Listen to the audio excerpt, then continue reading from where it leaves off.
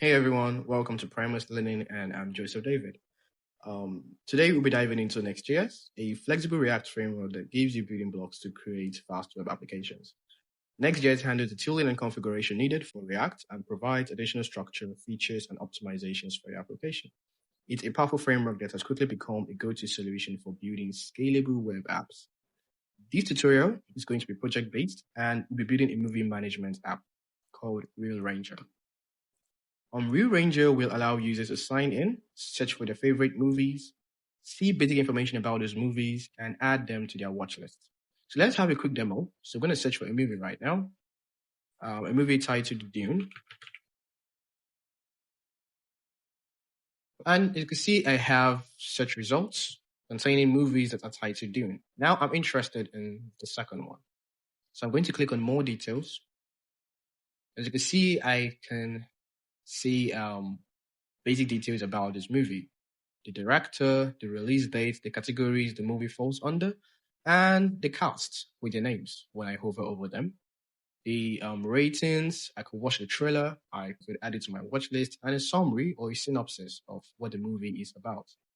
Now, the important feature in this project is the watch list feature. So I'm going to quickly open the watch list page here.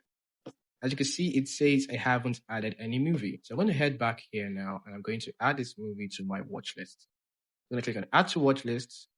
As you can see, it says Added to Watch List. Dune has been added to your watch list. If I go back to my watch list page, you can see it has now been updated, and I have Dune displaying right here. So yeah, that's great. That's a quick overview on what this project is going to be about. And we'll be utilizing many Next.js features, including layout, pages, data fetching, routing, dynamic pages, API routes. We'll also learn how to deploy this application to Vercel.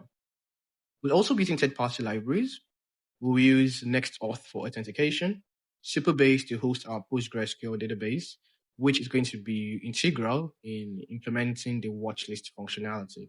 We use Prisma as our ORM and Mountain UI for easy and accessible UI components, Rapid API to access data from the Flixster API, and SWR for client-side fetching.